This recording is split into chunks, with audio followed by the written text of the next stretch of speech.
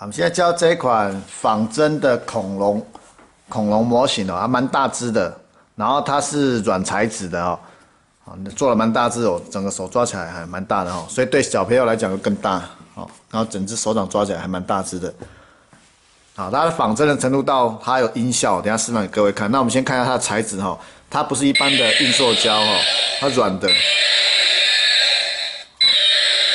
叫做软的，所以摸起触感不错。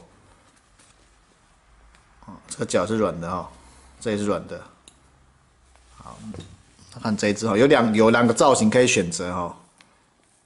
好，这都是软材质的。好，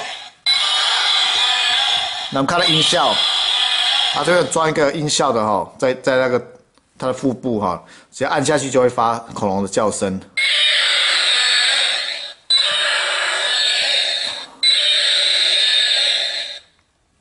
那这个可以把它拔起来哈，如果你不要的话，哦就不会影响，它只是一个发声器啦。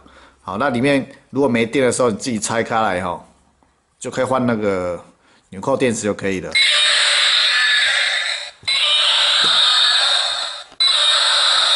那你如果不想音效，你就可以拔掉就好了。里面是装塞海绵哦，好，把它塞回去哦。那这整个质感来讲不错哦，又大只。